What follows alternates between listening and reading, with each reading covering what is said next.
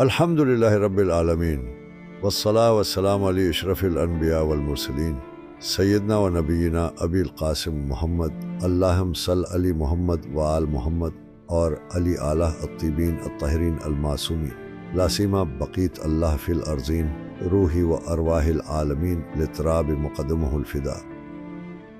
محترم مومنین و مومنات، ہم آج ایک ایسے موضوع پر گفتگو کرنے جا رہے ہیں جو ہر مومن کے دل کا درد ہے اور ہر محب اہل بیت کی سب سے بڑی امید، دعا۔ مگر وہ دعا جو معرفت سے ہو، جو عمل سے ہو، جو اخلاص سے ہو، جو امام وقت کی معرفت کے نور سے روشن ہو۔ قرآن فرماتا ہے، ادعونی استجب لکم، مجھے پکارو میں تمہاری پکار کو قبول کروں گا۔ لیکن مومنین، کیا ہم نے کبھی سوچا کہ ہم پکارتے کیوں ہیں، کس کو پکارتے ہیں اور کن کیفیات میں؟ رسول اکرم فرماتے ہیں، لو عرفتم اللہ حق معرفتہ لزالت لدعائکم الجبال، اگر تم اللہ کو اس کی سچی معرفت کے ساتھ پہچان لو تو تمہاری دعائیں پہاڑوں کو بھی اپنی جگہ سے ہٹا دیں گی۔ یعنی دعا کی قبولیت کا پہلا دروازہ ہے اللہ کی معرفت، اس کی ربوبیت، اس کی قدرت، اس کی حکمت، اس کی رحمت اور اس کی عطا پر کامل ایمان۔ دوسرا حصہ، معرفت کے بغیر دعا بے جان ہے۔ امام جعفر صادق سے سوال ہوا، ہم دعا کرتے ہیں لیکن قبول نہیں ہوتی؟ فرمایا، لَأَنَّكُمْ تَدْعُونَ مَن لَّا تَعْرِفُونَهُ، تم اس ہستی کو پکار رہے ہو جسے تم جانتے ہی نہیں ہو۔ اور حضرت علی کا دردناک جملہ ہے، جب تم نے اللہ کو پہچان لیا مگر اس کے واجب کردہ حقوق کو ادا نہ کیا تو تمہاری معرفت تمہیں کوئی فائدہ نہ دے سکی۔ پھر تمہاری کون سی دعا قبول ہوگی جبکہ تم نے اس کے راستے خود بند کر دیے ہیں؟ کیا ہم نے نماز کو وقت پر ادا کیا؟ کیا ہم نے غیبت سے بچا؟ کیا ہم نے مظلوم کی مدد کی؟ کیا ہم نے امام وقت کا درد محسوس کیا؟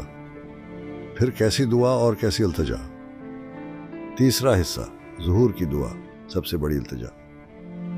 محبین اہل بیت کی سب سے بڑی دعا کیا ہے؟ اللہم اجل لک الفرج۔ پر امام کے ظہور کی دعا صرف الفاظ سے نہیں، معرفت اور عمل سے مشروط ہے۔ جب تک ہم خود کو نہ بدلیں، اپنے کردار، عبادات، نیت اور عمل کو اہل بیت کے رنگ میں نہ ڈھالیں، تب تک یہ دعا بھی آسمان پر بے اثر رہتی ہے۔ ہم نے وہی راستے بند کیے ہیں جن سے فرج کا نور زمین پر اترتا ہے۔ ہماری نمازیں خالی، روزے صرف بھوکا رہنا، زبانوں پر محبت علی مگر عمل میں سستی۔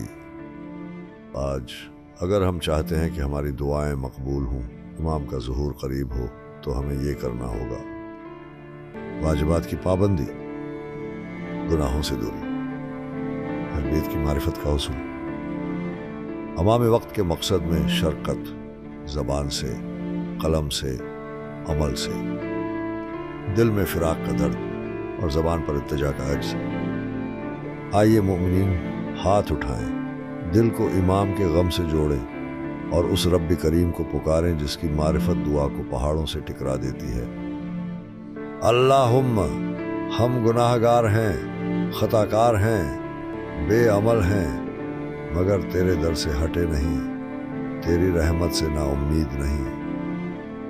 پروردگارا، ہمیں اپنی معرفت عطا فرما، ہمیں وہ آنکھ دے جو تجھے دیکھ سکے، وہ دل دے جو تیری عظمت سے لرزے، وہ زبان دے جو سچ کہے، اور وہ عمل دے جو تیری رضا کے لیے ہو۔ یا اللہ، ہمیں امام وقت کی سچی معرفت دے، ہمیں ان کا فراق محسوس کرنے والا دل دے، ہمارے دلوں کو ان کی محبت سے روشن فرما۔ اللہم اجل لولیک الفرج۔ ہماری نگاہیں انتظار میں خشک ہو گئیں، ہمارے دل تیرے وعدے کی گھڑی کے منتظر ہیں۔ یا رب، جس دن زمین عدل سے بھرے گی، جس دن ظالم نابود ہوں گے، جس دن یتیموں کو باپ ملے گا، اس دن کو جلدی کر دے۔